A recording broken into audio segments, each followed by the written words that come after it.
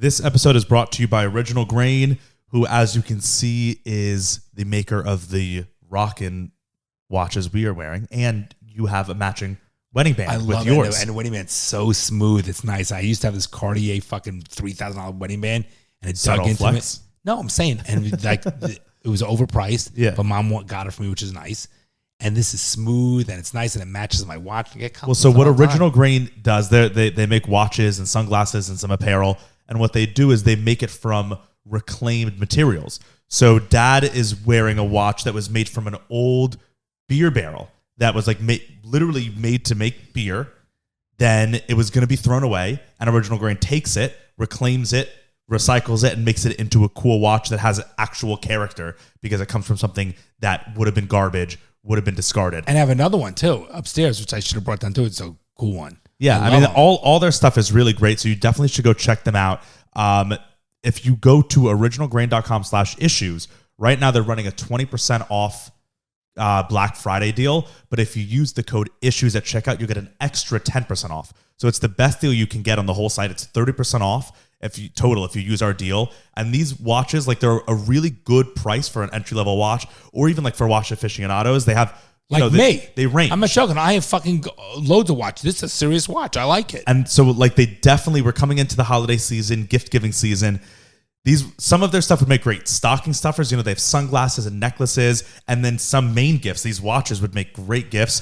So I would definitely recommend heading over to their website to check out gifts for yourself, your dad, your brother, your son, your father-in-law, your employees. Yeah. If you're an employer, your employees are great, very reasonably priced. And you're doing something good for the environment as well, and it's cool for you. So once again, head over to originalgrain.com/issues. You'll get 30% off total if you use our code issues at checkout. It's 10% off on top of the 20% they're already giving you. So definitely head over there and check it out for the gift giving season. You're joking, right? Well, I'm trying to be hopeful. I'm trying to be optimistic about that. Well, I guess you're too young to be a little pessimistic like me. The fucking things I see out there, people are stupid. Hey, Brian. Hi, Dad. What's going on, buddy? Nothing. How are you? Good. I just ate a cookie. I'm nauseous. I shouldn't have that cookie. How many did you have? You had more than one, didn't you? I had two. Yeah, that's... Mom buys the ones that have like that. They're like molasses cookies. Oh, they're fucking killer. And Speaking of, we're the gingerbread people cookies. Those I don't want them because I'll destroy the whole fucking. Because gingerbread men are offensive, but gingerbread people, I'll destroy that whole bag. Dad has impulse control problems. Oh, give me a fuck. I do not. You have poor impulse control. You 100%. Two cookies. I'm a grown man. What's wrong with two cookies? But you're the type of person that will like come home and you'll be like, I need a little snack. Let me eat 7 cheese sticks. Like you literally. I'll have 2. I will have 2. You'll have 2 because we'll stop you after 2. No, but I haven't eaten all day since last night's dinner, so it's not terrible. We just came from lunch. Oh, you're talking about for a cheese stick scenario. Yeah, big deal cheese stick, please. More like cheese dick. like fish sticks sounds like fish dicks when you're eating. Like kids are always eating fish dicks. Sticks are gross. They're like corn dogs. They're gross. Whoa, corn dogs. I know. That's your queer eye speaking, but because I like corn dogs. I'm joking. You got food again here, bro. I'm in the what? All right, don't worry about it. Corn dogs rock. Fish sticks rock. I used to love those as a kid. I don't like fish sticks. They're gross. But do you like fish and chips? Nope. Oh, well, you're weird then. You don't like fried fish? Nope. Why? Just don't like it. I don't know what you just don't like. You like unfried fish though. Like you like fish. I like fish. Depends, yes, but I don't like fried. I think it's very like a gross. Oh, I love fried fish. Nah. Every different, like a fish and chips, like a fried fish sandwich. Nope, but I like a Papa's fried chicken sandwich. Of course. So what's going on? What was that? I don't know. I'm a little tired. I don't know why. That's why I'm having a coffee. Yeah. You came to one of our pre-games. The first time, right? You have never, for months, Mom and Dad, every time they come down to Miami, they'll... You gonna stop fidgeting with that thing? No. Okay. Yeah, stop fidgeting until you break it. Every time they come down to Miami, we'll like go out to dinner or whatever, and then Bryce and I will be like, all right, we'll see you guys later, because we usually have people coming, like our friends coming over our apartment, and then we'll go out or whatever. It's called a pre-game, which Dad learned. Or just how about it can't just be a get together? Yeah, but can a get together just be a pregame? It's like the word. It's what you call it. Because you're pre-gaming the drinking. Which is stupid rather than just getting a get-together. Or not even pre-gaming the drinking. Like, what is a tailgate? If you can still participate in a tailgate at a football game without drinking. It's a get-together, but okay. They're just different words for the same thing. Right. A hang, a party, Shindig. a shindig, a soiree. Yeah, they're all different. A get-together. A pregame. An orgy. Yeah. All different, all synonyms. Right. So they're always like, oh, we want to come. We want to see one. We don't say it like that, but yes, but go How do ahead. you say it then? We're like, oh, no, they got. All right, go on. That's how you guys always expressed interest in coming. Because you fucking like eat. We got to drop $500 on a meal, and you're like, all right, thanks for the free meal. I'll see you later. You don't even hang with us. I'm only teasing. We're not using you guys for. You think I'm nice saying white people? No, I know that. All right, but it was nice. We went back to your condo. Yeah, and we had a bunch of people over. And we didn't ruin it, right? No, not at all. We were completely fine. Except mom taking the photos. Well, mom was taking photos of every. So we had about like 20 people over, I would say. Oh, yeah. And mom was taking photos of every combination of people. Yeah, so like me with this friend, me with that friend with this friend, just this friend with that friend. Relax, right? Mom didn't even know 90% of the people. I was like, let me get a picture of everyone. Like you're 3. Yeah.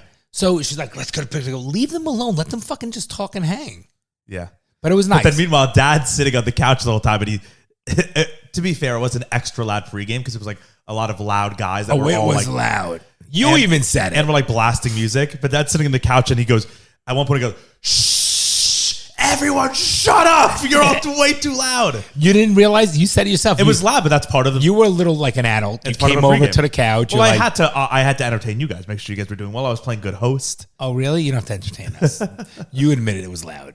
Well, definitely, but it's a party. Yeah, but the people can chill out a little fucking down. When Bryce and Bronson Bloom are not the loudest in the room is when you know that it's a fucking loud room. Loud. But everybody seemed nice. It was a nice group. Ronnie, you're a weirdo. I hate when people do that. When they actually drink. Burke does that. Have you noticed that? Burke will take a sip of water and go. It's so weird. Watch. Seriously? He does it all the time. I'll have to watch him. It's so weird. Anytime you drink. We got it. We got the first 3 times. First, third time. But yeah, they were a nice group, and we got home late that night. It was a nice night. And we took you guys out for Bryce's birthday. Bryce's birthday turns today. 24 today. Happy birthday, Bryce. Shout out to my favorite middle son. We celebrated with him on Friday. We had a bunch of people over, and then last night we had people over, and I caught the clock right as it turned to midnight. When did I didn't it even turn? mean to. Oh, right. No, I'm not talking about daylight savings. Right. I'm talking about like when it turned to his birthday. So then we all. I called him at midnight. Did you? Yeah. Were you with him? Yeah. I called him. In the room. Of course I called him. Okay. It is daylight savings too. We gained an hour, which is so stupid, but it is what it is. So it gets darker earlier. When I was at the bar and I watched it go 1:59 to 1. Oh, so it does it at 2. Why do they do it that? Why at I don't that know. time? I don't know. But like we watched it. It was weird, but yeah. Just tell everybody before you go to bed. Fucking set it, or when you wake up, set it. It's not a specific time it has to go back. No, well, all of the phones, like oh, it has to be a you have to standardize it so that everything syncs with each other. Which is amazing that all shit can sync, isn't it? Yeah, it's all off like 1 clock. Isn't that the whole amazing? world? 1 clock? Yeah. There's one world clock? The whole world is like based off the same clock. Of course, we have to synchronize all with each other. So where is that 1 clock? Well, it used to be like the Greenwich. Does someone guard it? Remember? We've been there in Greenwich, remember? Connecticut? No, in England. Remember we went to the top of the hill and there's that observatory and then there's the line, like the median line that separates the Eastern Hemisphere and the Western Hemisphere. And so like, have you heard like GMT?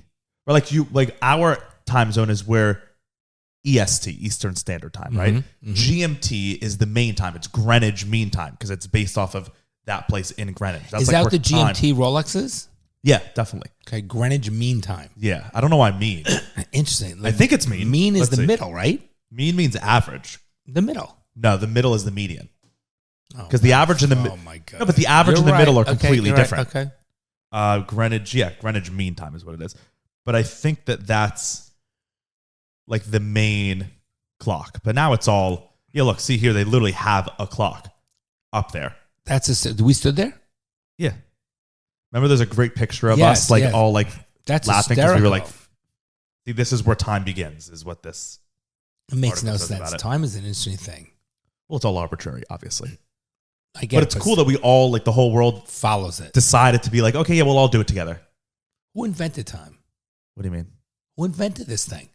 All it is a like system. like the clock. Who invented the clock? Who invented time?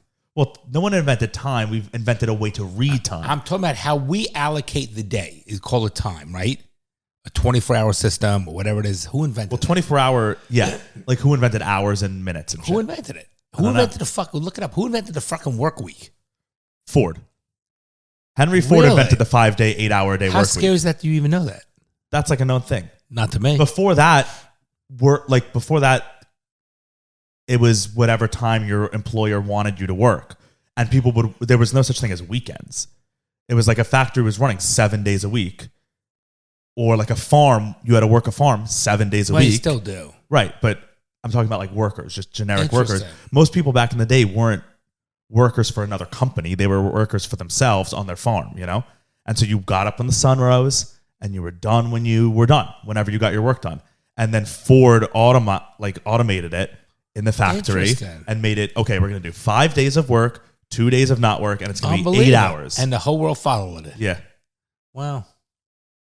Speaking of, last episode, you and Bryce were saying, remember you were like, we need to do a 4-day work week. Yep. So the Chick-fil-A in Miami.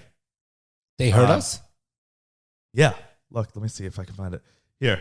This is from Fortune magazine from 4 days ago.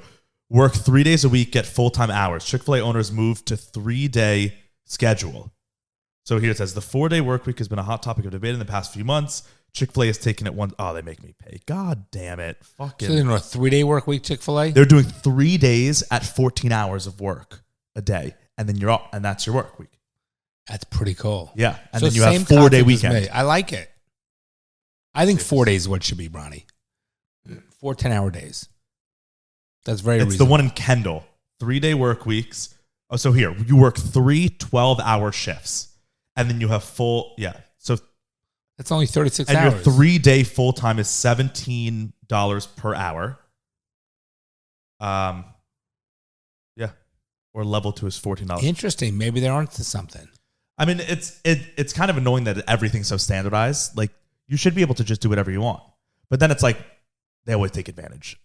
I've never worked an 8-hour day in my entire life of work. Never, not once. It's been minimum 10. Minimum. Agree. Maximum, there was days where I would work 20 hours. But also, like, doctors do that shit, and it's way worse than what I did. I just, like, hung around on a film set for 20 hours. You were going to show me who invented time. Oh, I don't know. I was Googling it. Who invented...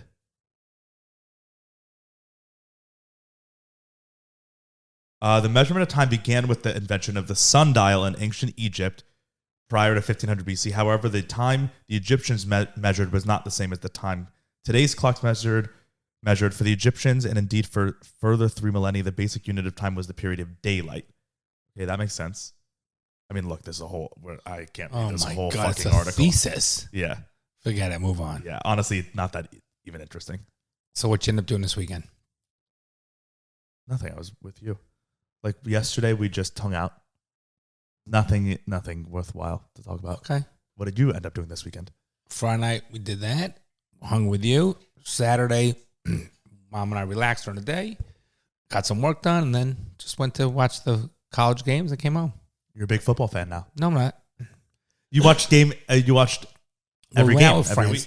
No, they wanted to watch it's Alabama. Okay if you're a football fan. I don't know why you're like... I'm not taking a defensive way. I'm just saying I'm not a big football fan. I still think it's a... Guys that said all weekend and watch these games. But it's a release. If that's their relaxation, that's what they want to do, so be it. It's a release. It's not my thing. Yeah, but your thing is like... I don't know. Everyone has to have a thing. Everyone has to have a thing. I saw this to go complete change of pace.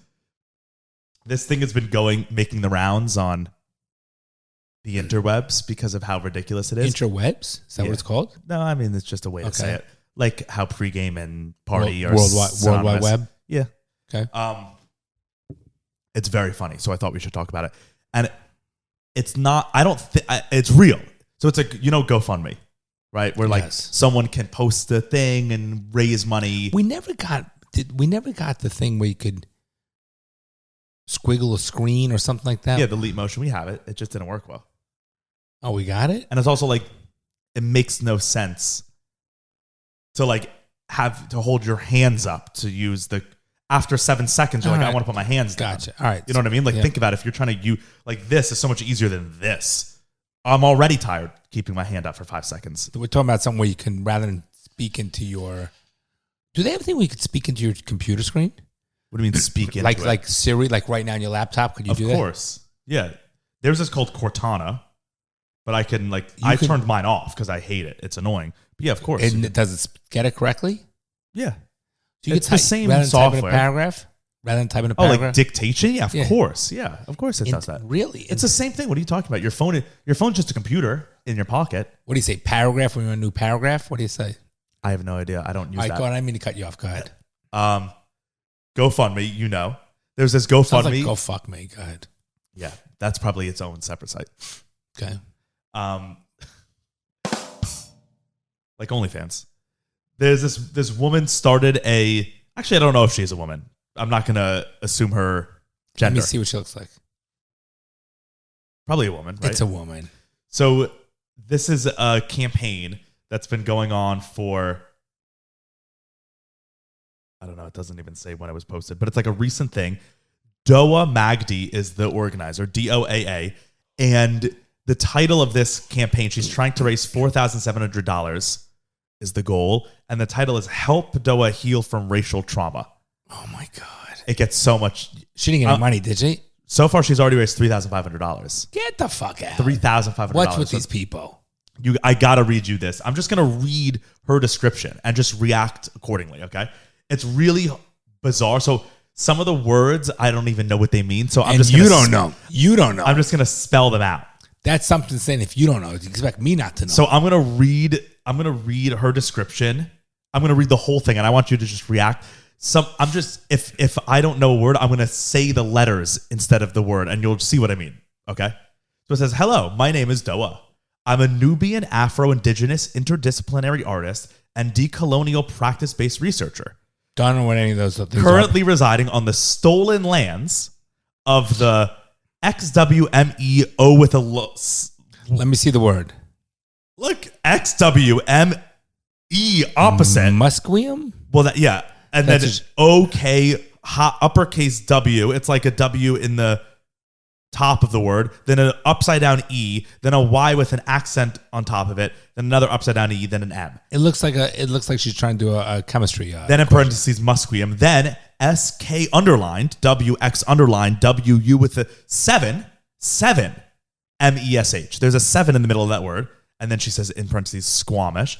Then Saliltwilla. I'm done. And then, so she's saying that she lives in Vancouver, colonially known as Vancouver, but it's actually the stolen lands of those tribes, which are like Native American or Native Canadian tribes, I guess. Then she says, it is really difficult for me to ask for financial support. However, I have exhausted all of my options and need my community's help through my healing journey. I work for a charitable arts organization, and I'm initiating this GoFundMe because I'm currently dealing with the impacts of racial trauma I experienced at a work event, which took place April 7th and April 8th. So like 6 months ago, 5 months ago. He goes, on the 7th, I faced racist and transphobic remarks from an artistic director working in one of BC's school districts. On the 8th, I witnessed a culturally appropriated performance by a local non-black hip-hop instructor who publicly humiliated me and the black community after I highlighted her lack of cultural and historical context about hip-hop. This had to be addressed as it too could be harmful for the children she educates. She admitted that her dance school does not have a single black instructor because they lack the 10 years of experience she's looking for. My employer took no action with either the transphobic educator or the dance instructor. Not even an email of acknowledgement was sent to the colleagues. I had a mental breakdown and left the event early. Okay, stop right there. You're fucking retarded. Seriously, you had a mental breakdown from that? Ronnie, come on. Seriously. Oh, it gets even more. She's... And not only did she have a mental breakdown, but so much that she's asking for other people's money because of it. And what's worse, the people who are giving it. That cracks me up. Yeah. Thousands already. So she says, I left the event early with permission from my employer, only to later receive a text that the staff photo was overlooked and was taken without me.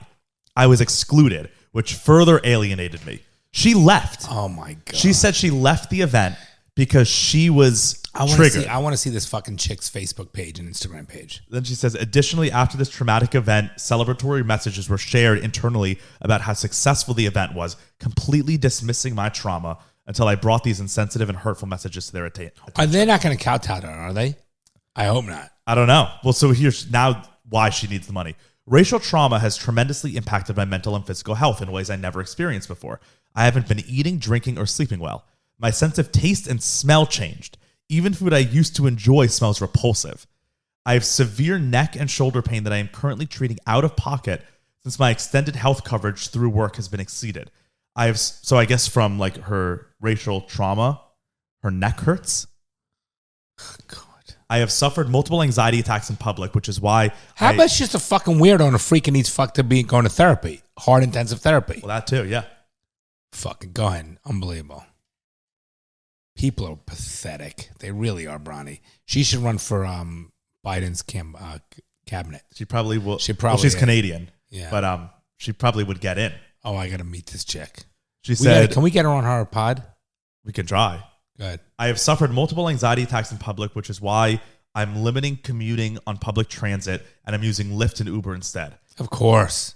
And so she wants us to pay for her Lyft and Ubers. Of course. My ADHD symptoms worsened as my brain feels extremely overwhelmed trying to navigate ways to cope with the trauma, financial burden, and stress. Most of the time, I have extreme fear of leaving my apartment unless I'm with friends. It takes me hours to plan leaving, and a lot of times I get so physically exhausted thinking and planning that I just give up and don't leave.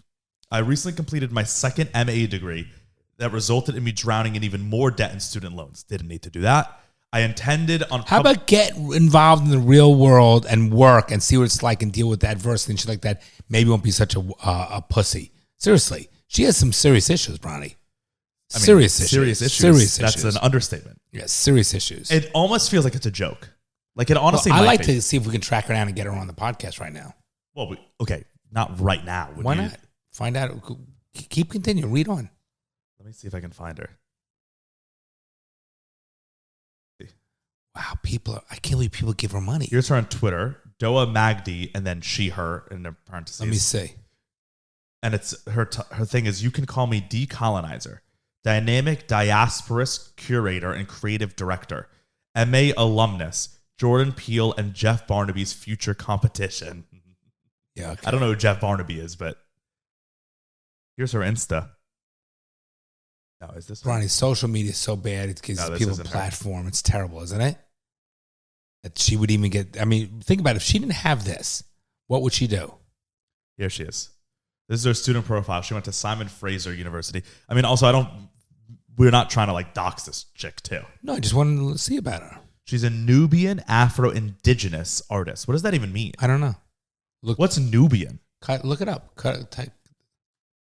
And how can you be Afro and Indigenous? Because African people aren't indigenous to Canada. Maybe I guess she's both. Nubians are an ethnic group indigenous to the region, which is now southern Sudan or northern Sudan and southern Egypt. Oh, okay, yeah. I guess that makes sense. So she's Egyptian, African, Native Canadian. Okay, big deal. That's kind of cool. She's got a lot of things. I mean, it just can't be real, right? Like, how could you be all those things? And she's living on unceded stolen lands here. It says that too. What did she study here? It doesn't say. All right, but no one go dox this chick. What's dox mean? Like find her and bother her and shit. Who would do that? People do it all the time. Then you need to get a life. People do that all the time. I'm just saying it's interesting that she would do this. I think she has deeper rooted issues. Seriously, she will not be able to function in society. She doesn't get those things resolved. And then why are people giving money? Should we give money? No. Why would anybody give money? Look, all these people gave $50. See top donations. Who gave someone gave $500. What's the person? Ellie Zogia or Zoja. I don't know how to pronounce Look that person up. No. And Lai Lee did 100. Why would Athena Affin. These feel like fake names. Lai Lee, Athena Affin, Winnie Tam, Dawn Archer, Clement Bashinga. These are the weirdest names I've ever heard of in my life. Can you make up a fake thing and pretend you got money? Make it look like you have money? No. I don't know how it works. No, in order to show that there's money there, like it has to be money. Someone had to give money. I mean, you could give yourself money, I guess. And make a fake name. I guess you could. She has a lot. She has 61 donations. She would have had to go create 61 different email addresses, 61 different accounts. That's like, gotcha. I think this is real I'm money. blown away. I would like to. What I find more interesting is I like to speak to somebody who gave money and ask them why. Who donated? What's going through that mind? We should give her like $1, just to like help her No, out. I don't want to give her anything. She also said transphobic. So is she trans or is she just like an ally? Well, it makes sense. She's an ally. I mean, wow, she's got deep issues. I'm sorry. Also, the picture that she chose in this is so much better than these other pictures. There's actually like a good picture of her from what I've seen on her Insta or on her Twitter and on this thing. I think it's all a lot of its attention. I mean, of course. I just saw that and I was like, I thought you'd get a kick out of it. But it's a real thing, apparently. I don't know. A kick? It's fucking retarded. It makes no sense. If social media did not exist, this shit would not happen. She'd be functioning, living her fucking life, doing a thing. She might be quiet, might not like her employer, whatever it is. You get a new job, you function, you become stronger for it, you're better for it, and you move on. Here, this creates weakness. You're offended that the photo was taken without you. If you're not there, the photo's taken without you. How many? Wait, not only was she offended the photo was taken out, she left because what she was about too remember? triggered. You like sometimes in middle school, if you were sick or whatever, yearbook you weren't in the photos in. It's okay. Shit happens all the time. Well, she's just super narcissistic. No, I was going to say, yes, she's very narcissistic. Not only is she that a clear indication that she is because she was like offended that a photo was taken without her, but the fact that she's like all of this needs to change and all of you need to give me money because I'm hurt. And I could take an Uber and a Lyft. Yeah. Could you imagine? Because she can't take public transportation. Oh my God. I need to start a GoFundMe. People gave money. Unbelievable. No, unbelievable. People give money. I'm going to start a GoFundMe for the trauma that my daddy issues trauma. And what are those, Ronnie? A lot. Why don't you verbally say what your page would be for a GoFundMe? Yeah, I'll what let's see. What would your page be? I am a Semitic American, right? You got to get that. Heterosexual Semitic. You got to do all the. No, don't tell me. Pretend you're right. Okay. But what lands am I currently residing on? These are stolen lands, though, technically. Why do you have to say the lands? You could just say whatever. You're not doing it for you. Talk about your daddy issues. I'm copying her thing. Don't copy. Oh, you want me to do what? She's a fucking waste of time. Don't copy her. What is my trauma? I want to do a GoFundMe. I want to do a GoFundMe. It doesn't have to be a trauma. You can GoFundMe for anything you want. It has to be trauma. Of course. So but that's what I was saying. I would do a GoFundMe for that. I have all my kids' school, and now my oldest son's wants to go to law school. I need a GoFundMe to help me pay, and I'm married to a Jewish wife.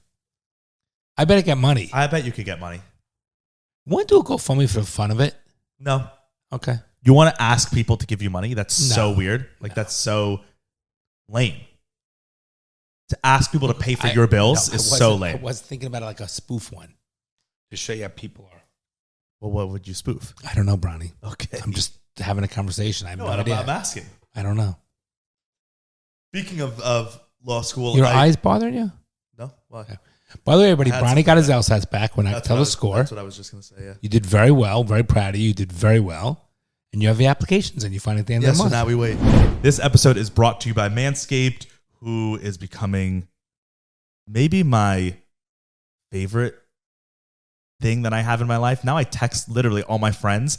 Like this weekend, we got a club for Halloween. I knew it was going to be real sweaty. So I put on my crop preserver, which is their ball deodorant, and I sent a picture not of my balls. I sent a picture of it to all my friends, and they were like, "Oh my God, I have to get one." And then Bryce came into my bathroom and was like, "Oh shit, give me some of it." And then none of our balls sweat all night. How's it get applied?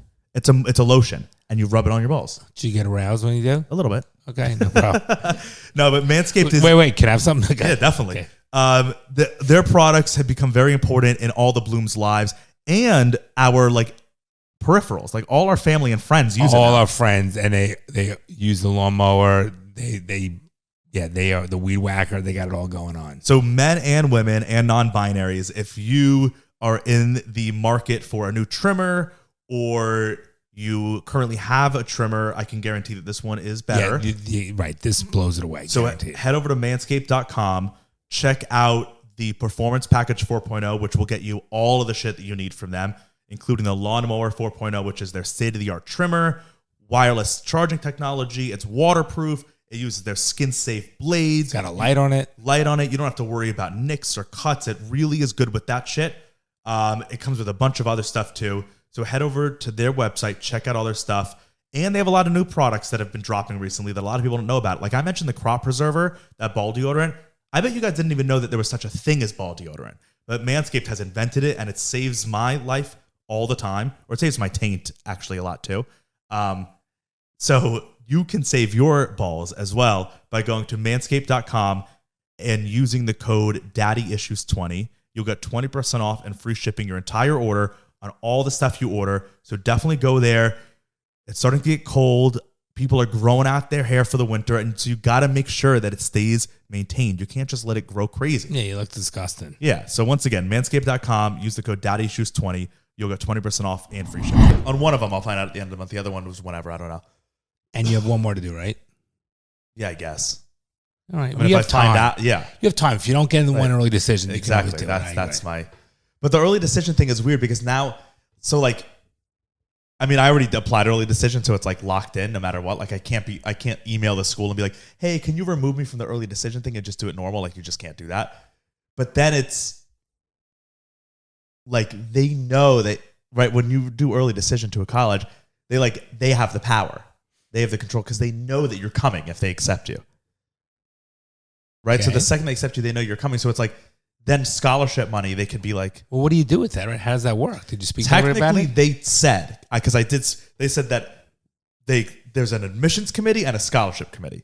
And the admissions committee handles the decision. And then once you're accepted, your file goes to the scholarship committee and they evaluate you separately. It's a whole separate thing.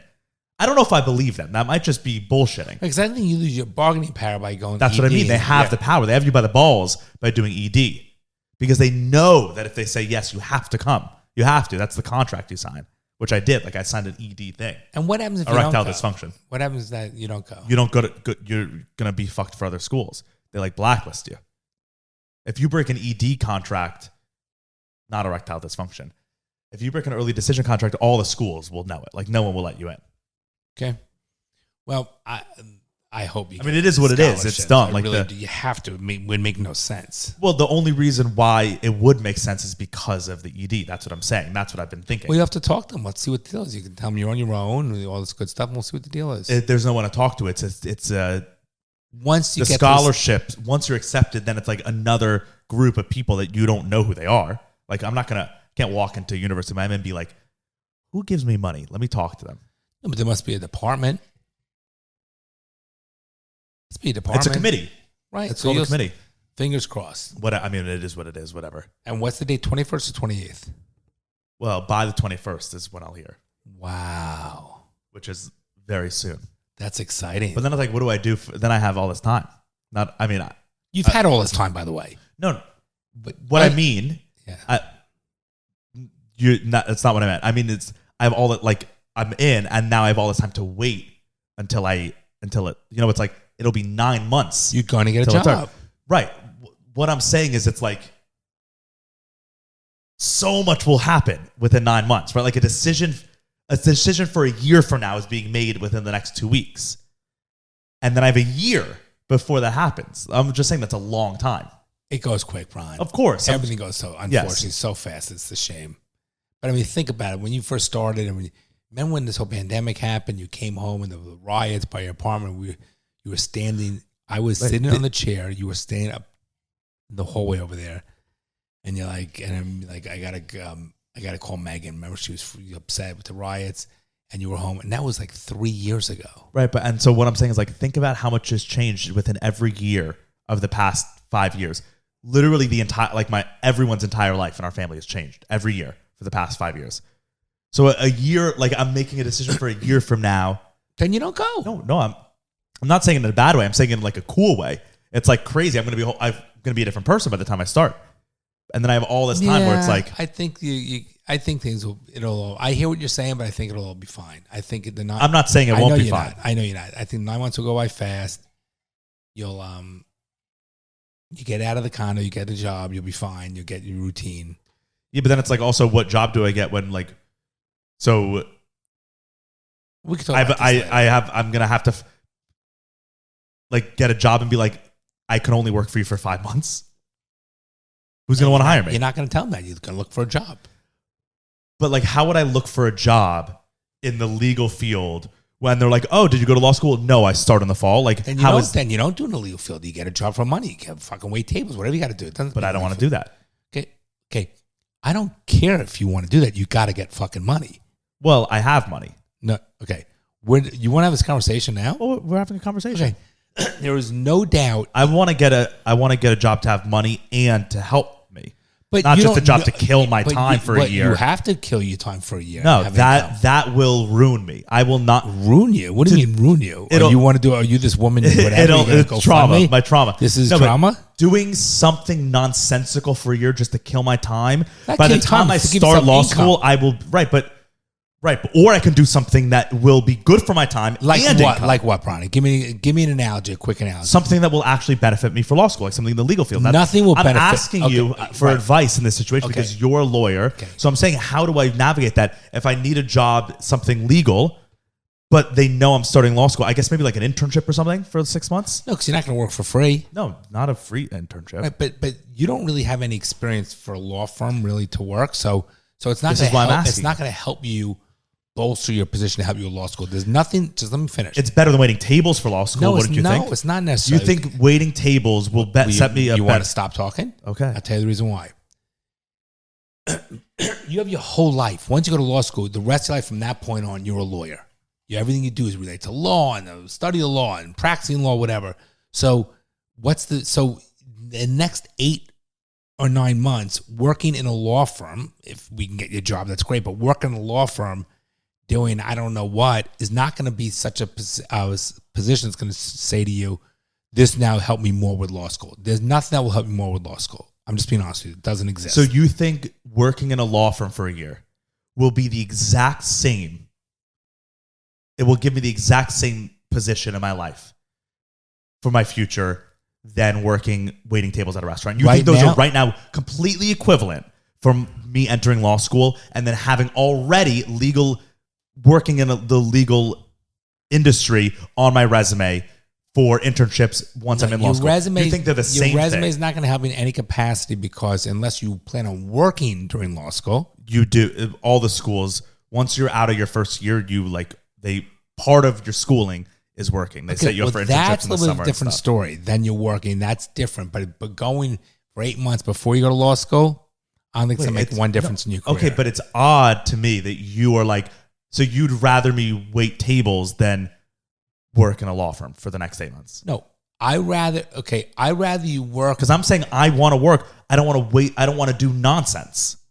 And you're saying you want me to do nonsense. No, but just for money. I don't know. Listen, I don't know if that's necessarily true. Your statement saying you want to work because the past year you could have worked you knew you wanted to go to law school a year ago. You could have worked a year ago in a law firm. Okay, I'm talking about today. But I'm just saying. But you could have done that a year ago. I'm talking about today. Right, but it would have given you if you started a year ago. It would have been easier to sell to a law firm. Of course. I have 2 years before I go to law school. That's what I want to do. Of course, but if I went to law school 4 years ago, it would have been easier. If I did this, we can always go if, what if. I'm saying today, starting right now. Why are we going into the past? The past is the past. Why I can't change what happened 6 months ago. And I can change how I feel about it. But we can still talk about the past. People do. Right, of course, but I can also change how I feel about things now. Okay. From what finding a law firm that's going to hire you for 6 or 8 months is going to be hard. And that's why I'm asking you as my dad, who's a lawyer, for the advice in this situation.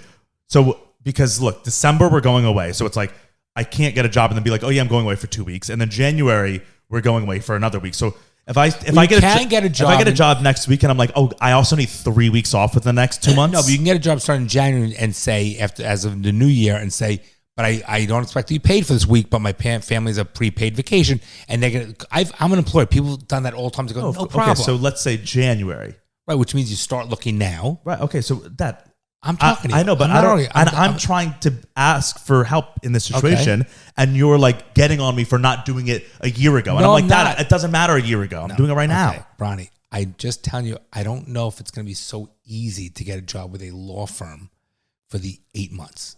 Right. So for unless from you January say, to listen, unless you say, I plan on working my first year of law school, but that's very hard because it's new. No, you're not allowed to work your first year of law school. They literally don't. Okay, let you. so it's going to either be connections of who I know to get you a job for those 8 months, or you say, listen, I just need a job for income, for money, and you don't have enough money.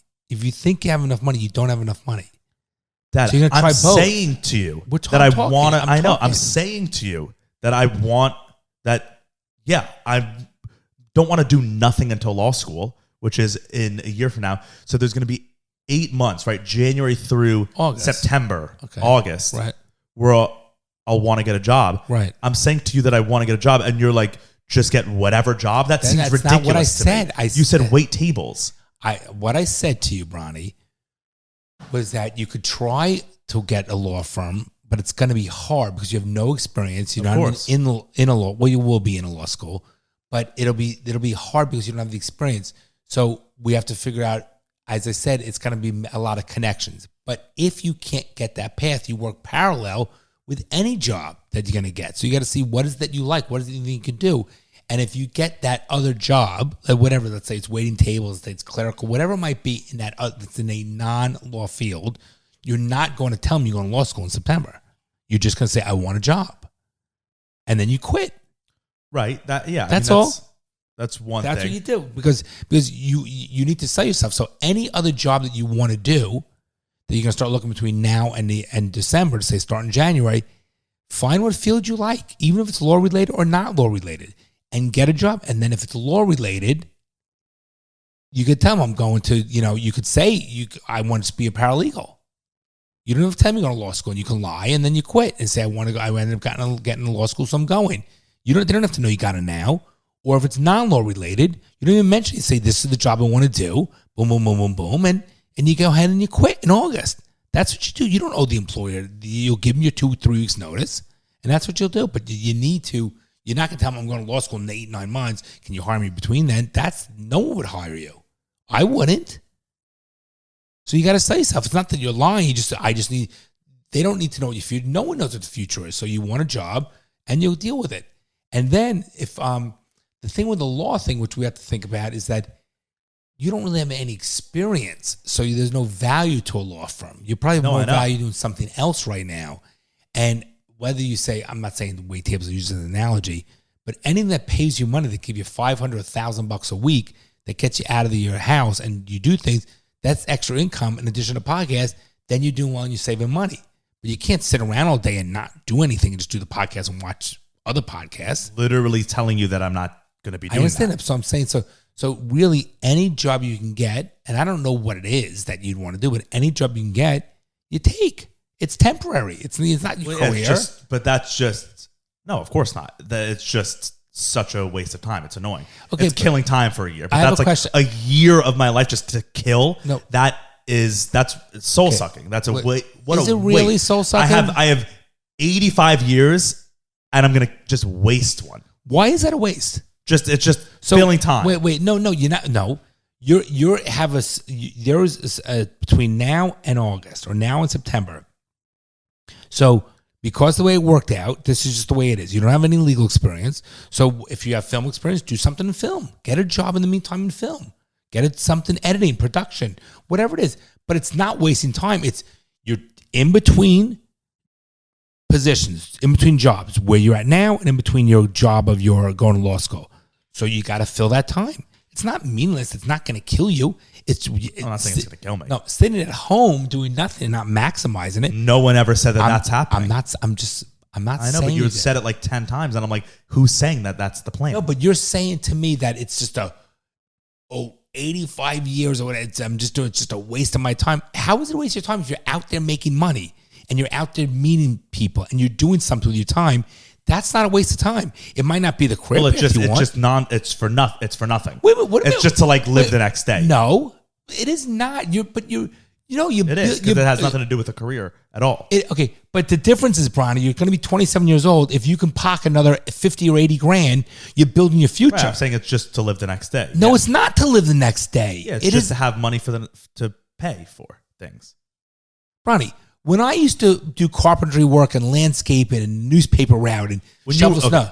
No, but my point is, you were 15. Okay, when I was in undergrad and law school, and I fucking worked as a valet guy and a tennis instructor. Was it just to live the next day? I'm building my net worth financially. If I said, Bronzy, go out and buy 20 properties and manage them, you'd be like, that's fucking great. Isn't it all about money? Aren't you going to be a lawyer because you told me you want a good lifestyle, you saw what it did for mom and I, you're ready for your next step for your future. It's bottom line is everything's about money. Yeah. You're not becoming a lawyer because you want to help the world, because you go into legal aid. That's what you would do. You do pro bono stuff and you go into these, you want it because you think you'll be good at what you do and you want money. Okay? I love my clients. I'm fucking great to my clients. I'm a great fucking lawyer. But you don't fucking pay me not doing your work. It's still bottom line money. Oh, totally. Everything's money. Yeah. So if you make an extra 20 grand or 30 grand or 40 grand you can put in the bank over the next 9 months. Yeah, it's better than, Listen, it's not better. It's your goal. Your goal is not to be a lawyer. Your goal is to be the best version of you, to have a comfort level of net worth, to be able to provide for your wife and your children, to give you the lifestyle that you're accustomed to. That's your goal. The law is the means to get you to that goal. Right, But before you become a lawyer, you got to have other money as well if you have free time. Do you think about it? Think about Dad, it. you're right. I agree. I'm not arguing that. I just want to understand. But that's the right way to look at it, rather than like being like, oh, I'm just killing time. The right way to look at it is, oh, I'm making money. I'll give an example. So I've been practicing law for over 30 years. And you see, I work 12, 13, 14. You see, I come home, I'm reading leases. Remember when you were younger, when you were living home, you saw how much I worked every night? And it's exhausting. Okay, do you think for the extra 2 hours I need that $1,500 by reading that lease, is it going to really change my life? The answer is no. But $1,500 here, $500 there, $200 there, it all adds up. It gives you a net worth. Yeah. However, whatever means you get it, like it's still money. Okay. As long as it's honest living. Right. So to me, that's the right way to look at it. I'll admit I was looking at it the wrong way. No problem. For sure. If you were able to wait tables, just hear me out, and make 80 grand in 9 months, or you able to work in film and make 40 grand in 9 months, I would tell you wait the fucking tables. Because one, you'd have more fun. I'm not saying to wait tables, I'm just making an analogy. Two is, it's about the money right now. What a good comfort level that because listen, I'm not supporting you when you're in law school, so you have the podcast, but you never know what happens in the podcast. You need to look. Mom and I were talking this morning. Uncle Alec worked during the day. His bank paid for him to law school. He went to law school at night. You know, people you'll see, you're probably not going to be the oldest one in there. It's going to be married people that went back to law school, whatever. They're doing it. I think, honestly, it's, to me, all about the money. And worst case scenario, you hate your job for the 8 months. The beauty is, it's only 8 months. Yeah. But it's all about putting the money in the pocket. That gives you self-worth. That gives you purpose, because you want to give your children a better life than I gave you. That's what you wanted as a parent. Impossible nowadays in America, but yes. So, well, if you start with negative, I don't know if that... No, it's impossible. Well, I didn't think my parents, that I'd be able to do it over my parents. But your generation was able to do it because of everything. Our generation is just not going to be able to. Okay. It already is. Like, the sad thing is, this is the first generation in American history that is not doing better than the parent generation. But understand something. Let them all but that's also a different conversation. Let me just say, no, forget the generation from it. But let's assume your generation is fucked, right? They're incompetent, whatever it is, things like that. It's not it's a bit of our generation problem and a bit of the world problem. Okay. Think about the world. It's very hard to make money now because everything's owned by 5 people. But let's assume that, okay? But you know your ability. You'll rise above it. Yeah. I wasn't saying me. I was saying me specifically. I was just saying in general. Okay. I think, and you know what you're going to eventually come into. So you're ahead of the game. Yeah. Assuming that's what you want to do. But I'm telling you right now, it's all about money. Like when I talked to Bryce, I said, Bryce, if you got your real estate license, told you to get it years ago, I give referrals out all the time. Even if you didn't do it, I could refer to my friends, said, throw my son a bone. He's got his real estate license. I'll give him 10 grand off this fucking deal. 10 grand here, 10 grand there. It all it adds up. When I was working with the law firm, I started my own law firm separately. I was doing the side, I made extra income. It's all about money. Oh, you're right. You need to make, Everybody needs to make money. It doesn't make your life, it doesn't make you happy. It makes you happier. It doesn't make you where you're... Gives you the ability to make yourself happy. Well, no, it makes you happier, trust me. Having money, less stresses, it gives you better education, better healthcare, better fucking cars, better food. Better life. It's in every way. Yeah. And the only way it comes, let me tell you something. Here's where your generation misses the boat. The only way it fucking comes, hard work. You guys got to fucking hard work. You'll piss away. I'm not saying you. I'm saying, all you kids will go out and drop $200,000 on fucking alcohol and not even equate to it, but like, all right, whatever. But that costs $300 to gross it out. Yeah. So whatever the fuck you need to do, I was always hungry. So was mom. We always fucking worked. I would work 2-3 fucking jobs. I don't give a shit. You kids need to do whatever the fuck you need to do to make ends meet and put money in your pocket. So if you're going to say to a place, I only need a job for 9 months, no one's hiring you. Yeah. You sell yourself. No. You say, I'm looking for a job, whatever it is, boom, boom, boom. And I got to tell you, and you'll make money. And I don't care who you are. Even $500 more a week at your point in your life is a game changer because it's all savings. Yeah. No, you're right. It's all savings. I hear you. Yeah. Savings is key, man. You don't increase your lifestyle. If you have an extra $50,000 that you made in 9 months, you know what you do? You pocket that shit. Yeah. Keep your lifestyle exactly the same. You pocket it, and now you're going to law school. Fucking hey, how great is that? Mm-hmm. You need to build this. You need to work. And that's not a negative. Bust your ass on a podcast. Bust your ass in fucking making money. Mom and I, like, if Bryce talks to me this about, I can't help you kids. It's up to you guys what you want to fucking make and what you want to do. We'll guide you. We're here for you to talk. But if you guys don't want to make more money, you could say you want to make more money. But if you don't want to put the time in, physically put the time in to make more money, Mom and I can't help you. We just can't do it. You should, guys, this is the time when you don't have children and you don't have a wife. You should be working 70 hours a week, both you and your brother, 70 hours a week, busting your ass. Because once you have children, it ain't happening. You're going to do it, but you're going to feel so guilty. Because I remember I used to come home times like see you guys sleep at night, but I did it for the greater good, for the give you better education, better things like, and all that stuff. But you are like me. You're going to love your children. You feel guilty, but you got to do it. And then when you get a wife, it's now when you have this free time is when you should be busting your ass the most because you have the physical ability and the mental stamina to do it and no one to answer to. So it's like a no-brainer. Once you have big expenses and a wife and kids and the kids' schooling and their functions, you're going to be working 70 hours a week, but it's not this. It's less time you have. Now all you have is time. Yeah, and I agree with you on that. I do. The counter, which I'm not saying that I'm in this camp. I agree with you. Just the counter, right? Doesn't it also make sense that to take the same points, don't report to anyone, can do what I want to do, no one's dependent on me. Shouldn't that be the time where it's like you do whatever the fuck you want to do? Because then for the rest of your life, the second you have a wife or kids or whatever, you can't do whatever you want to do, right? Forever. So when you have the freedom to do whatever you want to do, why should you waste all that freedom by just enslaving yourself for the future when you have all the time in the world? Like you just said with the law school thing, you were like, why would you start working in a law firm now? You have the rest of your life to work in a law firm. Why would you do that now? Do something else. Do whatever, right? To take that argument, you have the rest of your life to make money for yourself and for other people. Why, if you have the ability now to not do that, why would you do it? You know what I mean?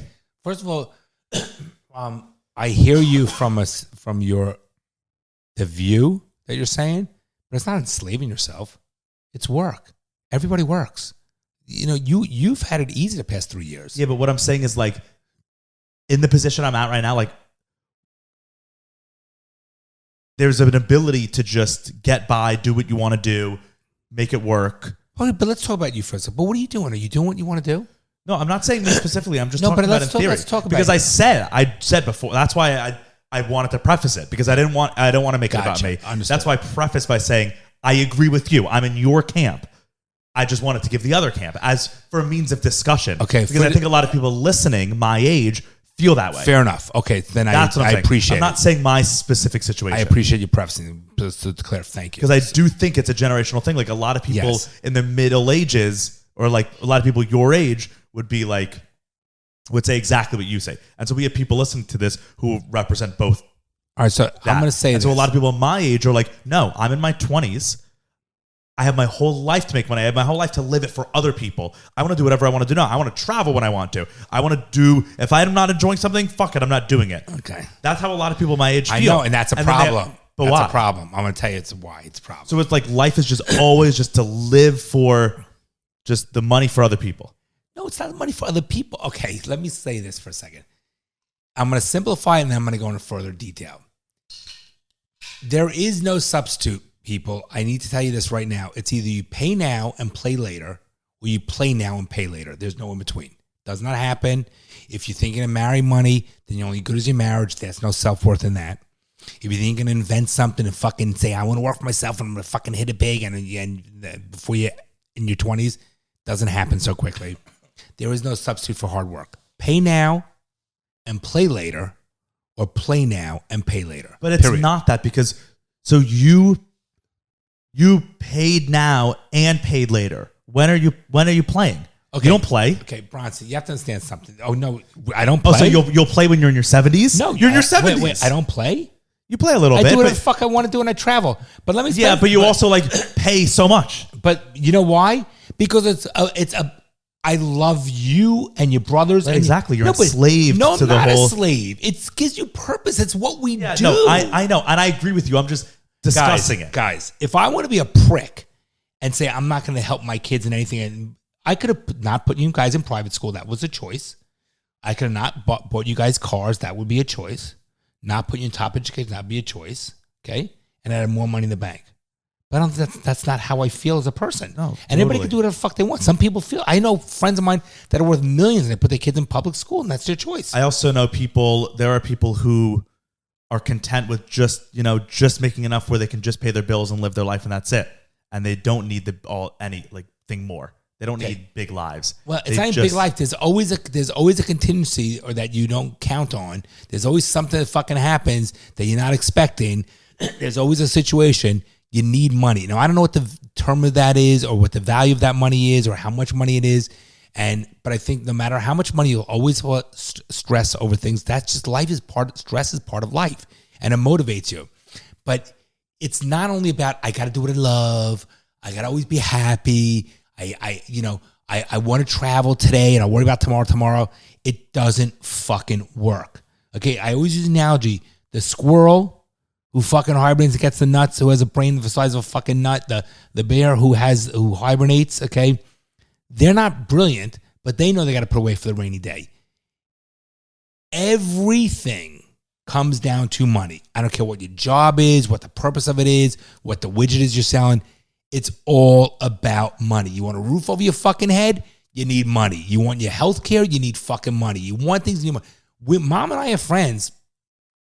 Some of mom's friends that don't have money and this and that are tough times, whatever. I'm telling you, it's a fucking problem. You when you're in your 20s and you don't have money, you can make it fucking work. When you're in your 50s, you don't have fucking money, or 60s or 70s, you're fucked, dude. Period. You're fucked. Totally. So I mean, I guess it's just like a bit of a not depressing, but it's just the way the world is, I guess, that you just gotta do it all you like. You have to waste or not waste, but why is it a waste? Well, no, but it's like so because you're squirreling let's use the squirrel. You're putting all the nuts away while you're youthful and vibrant. You're not putting all the nuts? So then when you're an old squirrel that can barely climb up the tree, you can chip away at the nuts. No. It's like that's kind of... Let me give you an example. Because like once you're in your 60s, 70s, 80s, then you start to live your life. That's a horrible thought. No, listen. I'm going to give you a quick... I want to live my life 20s, 30s, 40s. I'm going to give you a little synopsis. Well, you better... Those are your building years too. Let me give you a little synopsis. College, this is how my experience was from 20s to now. College, great time. Go out, have fun, meet people, have relationships. Some work out, some don't work out. Build friends. You learn, you study, you see, you find yourself, you become somewhat independent. Now, in your mid-20s, you get a job hopefully towards your career path. You're independent. You're not, you could support yourself. You don't have your parents telling you what to do. You feel like a man or a woman. You have some self-worth. You're living out on your own. You realize you're buying things. You make a little bit of money. You meet a girl. You have a relationship. You fall in love. It's a beautiful time. You're dating. You the courtship, everything. And you do a couple of years of that and you find the girl that you end up with. And it's a beautiful time. Still working hard, but enjoying it because you're working and living throughout your life. Listen, correct. You're working hard. I met your mom. Great courtship. But then we get married. Beautifully. Something to look forward to. All our friends are getting married. We're getting married. We're all in our late 20s. You start experiencing things. It's just a great time. And you're like, oh my God, it's so beautiful. And then you go on your honeymoon and you can't believe you're married. You get like, oh my God, we're now like our parents. We're equals. We can do what we want. And then you say, you find out your wife's pregnant. Like, you're like, oh my God, you think life was great. Now you like have a purpose. Your wife is pregnant. You two create something. So it's a beautiful thing in the world. You can't believe that it's yours. You have your own child. It's so beautiful. Then the baby's born. You're like, oh my God, nothing in the world matters. Then I want to make sure I protect this child and give this baby everything I can at any cost. I don't care. Because the love you have for children, hear me out. And then you raise that kid and you have another one. You raise the kid, you have another one. And you're going out with friends and you travel. You do your trips during the year. Then your kids go to school and you meet and you see this other little kid. You make more friends with people similar to you. And then they grow and you see as your kids hit these milestones, you start hitting milestones. You're working hard. But don't you see that all that you're saying? You're building memories, experiences, family, your position in society, with the temple, your church, and the stuff you do. You're building your network at the same time. You're building yourself, your foundation of community, all these things. So the work component is one ingredient and yes, that's right. And all that stuff is great, but that's like 10% of the life. And the other 90% is the work. No, Bronny. To have the 10%. No, that's just a depressing thought. It is the way it is. Actually, 30% of your life is sleeping. Why don't you look at it that way? No, but oh my God, my life sucks, 30% is sleep. Let's take those examples, right? So you said all those things. You raise your kids, all that stuff. You were at your job for... You would interact with us for 2 out of the 7 days of the week. That's it. No. So 2 out of 7, what's the percentage of that? That's not an accurate statement. How much time did I spend with you? No. But it also me... Or an hour a night, I guess. An hour a day. But maybe me working hard allowed your mom to be home with you rather than both of us out and putting you in daycare. I'm just saying that... You can't have it all. That's just the nature of society. That's just the way we live in. But it is an inherently... it's not flawed. Depressing thought. It's not flawed. So let me ask a question. And you're like, you go on trips, you build memories. No. You go on a trip 1 week a year. Wait. You know, First of all, Bronson. And then the other 51 weeks you're working. So should I give you all my money so you don't have to work? No, that's not what I'm not saying it's wrong. It is the way it is, or it is the way it is. I'm just acknowledging that it's. I'm just thinking about it. I'm not okay. So I'm not saying it's wrong. Let's go back to people before social media and real jobs existed, and people lived in the jungles. Okay, people lived in fucking jungles or whatever village, or whatever. They had to go out and hunt. The men went out and hunt for like an hour a day. Okay, but the point is, and then the rest of the day they just hung out, literally. And they were worried about being eaten by a lion or this or that, whatever. So yeah, what do I? So I work hard. Provide a certain community to live in, a certain area, a certain kind of home, things like that. Put you in a certain kind of school. And maybe that was a real worry, and the worries we have are like, but some fake monster's going to get us. I don't worry. I literally just Of course you do. You said there's stresses. Because you worry all the time. Bronny, it's part of life. Of course it is. Of course. It's okay. So no, I know. I don't sit there and say, oh, God, I got to go to work. I can't believe it. I'm in my office. I get at 7:30. It's just part of the way it is. And knock on wood, it gave us a good lifestyle. And you want something, you need money for it. Yeah. Okay. And money goes much quicker than you earn it. So I could have stopped working, not with you kids and your mother, right? I could be selfish to you kids and say, fuck, I'm not buying you fucking cars, I'm not doing this stuff, whatever. But I love you guys. I want to be able to help you guys. But you guys got to be able to willing to help yourself. And it doesn't come without fucking hard work, period. So your generation needs, I don't give a fuck whatever fancy unicorn world you guys want to live in. Nothing comes absent of hard work, period. Okay? And I don't care what your job is. If you think you want to find a job that you love, guess what, guys?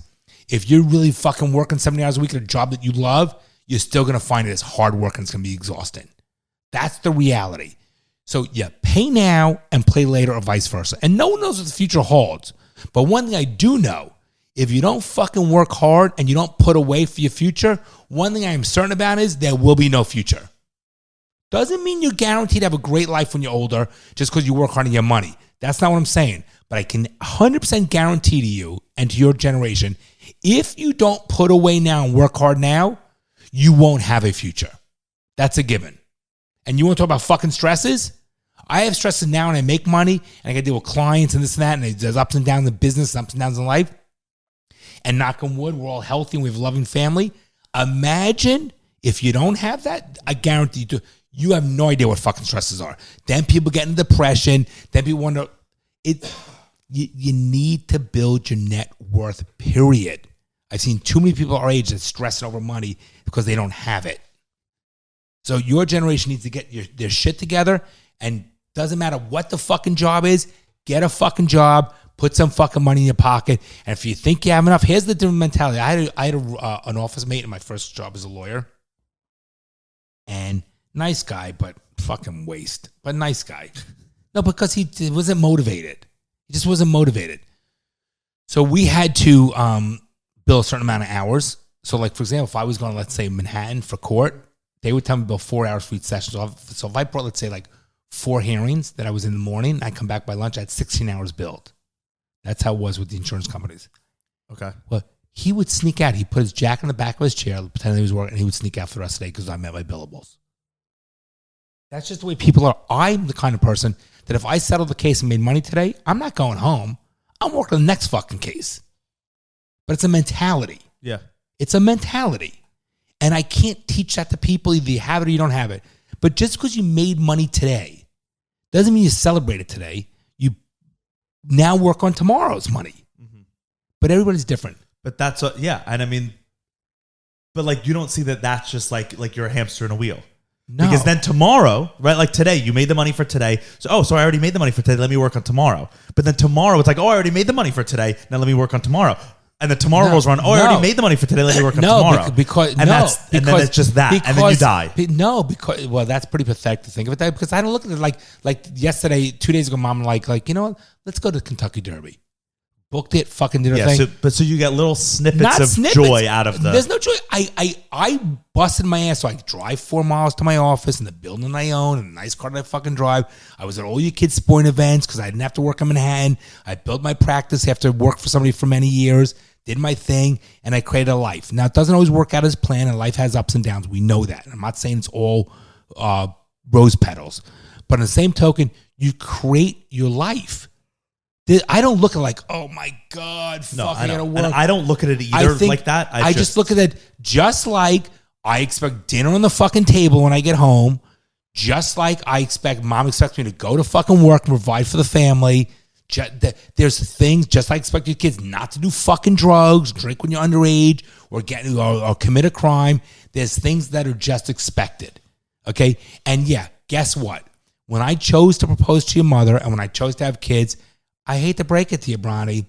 It sucks, but you know what? We now have responsibilities because you kids in the ass be born in this fucking world and me be a bum.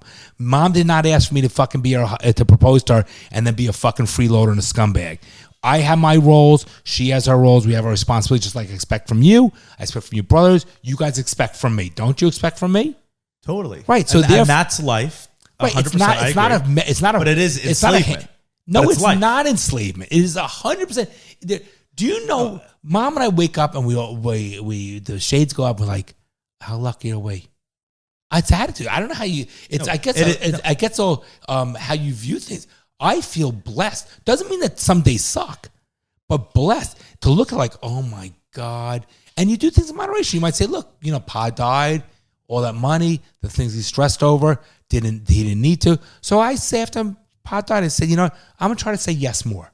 So if I die and you kids get a little bit less, so that was a thing that realized that I don't need to be as worried, as stressed over certain things, but it's part of life. I don't mean anything, all the things that I've been saying, I don't mean them as a pessimistic thing. And I don't even think them to my core. They're just conversation. Yeah. I think, and then let's get into the fatherly advice. I think that and this might be a fatherly advice, what I'm talking about, right? Yeah. But I think, your perception is very important. Again, it doesn't mean that some days are bad, not bad. There are bad days, 100%. You're never going to live your life with it every day being perfect. It's just full of shit. It doesn't exist. You like every days you're depressed. Days like, fuck, I don't want to deal with work tomorrow. There's sometimes there's 1 hour that's a shitty hour, and the next hour is a good hour. But your perception is, if you're healthy and you have self-worth and you're respectful and you could provide for the people that care about you, and you know how much impact Mom and I made in the community with all the philanthropic stuff. You know the impact. Let me tell you something. The impact Mom and I made with just you fucking kids. People come to us all the time. Even your own peers your age say your kids are unbelievable. Do you know what that does as a parent? Makes you proud when other parents say things. Oh yeah, you're welcome. No, seriously, no, you're welcome. Dad, I know you are. But my point is, that's the impact. When people come to me, even though they pay me, they go to any lawyer and they choose me to help them. That's the impact. When friends come to us for advice and confide in us, that's the impact. When Mom helps Bubby because she needs help, that's the impact. When you kids go to anyone in the world for advice, and you know the first people you're going to ask is your mom and dad for things, that's the impact. When we go on vacation and our boys say, "Can we bring friends? We want to come with you guys. They want to be around you." That's the impact. When we know that I'm going to die one day and I did right by your mother and your kids, that's the impact. It's a journey. We're here for a limited amount of time. We have to be the best version of ourselves, which means we have to sometimes be a little selfish, or we need a little me time. But for the most part, we're not selfish. We want to take care of those. Look at Chippy. Did we not make the impact with Chippy? Those are the things that when you look back in life, you say, and you get to, and I'm going to get a little sentimental. When you look back at the tough times and the stresses you have and everything, and you deal with that, you look back and say, this is what it's for. This is the perseverance. This is what I pushed through for to get to this point, because those are the impacts. When someone that you looked up to that now comes to you for advice, those are the impacts. Or when you guys say, you know what, you write those cards when you were little, the cards, I saved all those fucking cards. When you, to the present day, you read those cards, that's the impact. Those are the things that you busted your fucking ass for when you were in your 20s, 30s, and 40s, because to look back and say, it was worth the fucking grind. It was worth the fucking pain. You think everyone is professional athletes? They bust their ass so many fucking hours a day so they can play and win the game. Is it stressful? Are they put on there for that? But it's the end. It's what they want to achieve that. And then when they win that game and they look back at all the hard work, it's empowering. That's how it has to be perceived. Life is short. It's meant to be lived and to give and help those who need it, and to love people and to share with them and create experience. Because when you're on your deathbed, all you have are your experiences.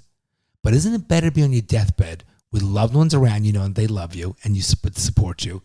Being on your deathbed, it's a nice bed that's warm with the best health medicine and doctors money can buy, as opposed to being in a VA hospital with nobody around because you were selfish. Not you, but I'm saying because you were selfish and you got sharing a bed, hospital with, and the doctors you don't even know because you have no money because you wanted to party when you were 20 and 30 and 40. Yeah. That's the reality. Wait, I'm not saying I'm right. That's what I believe. That's what works for me. For you. Yeah. And I've seen with other people, and it is just to bring it back around in one full circle. There's zero substitute for hard work, guys. Period.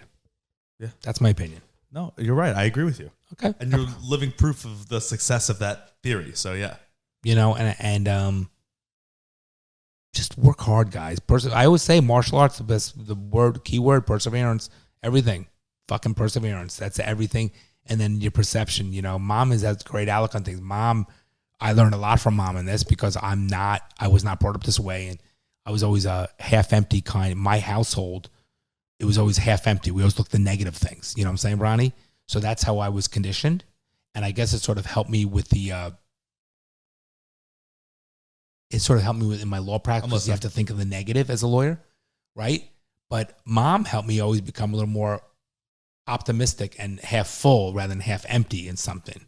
So, and you grow. And then you'll look back as you mature and you reflect on your life. You'll look back and you'll see your growth, and it'll make you feel good as a human being that when you're older, how you've grown, you know, from when you were 15 to 50, And I think it's nice. I think life is a great thing.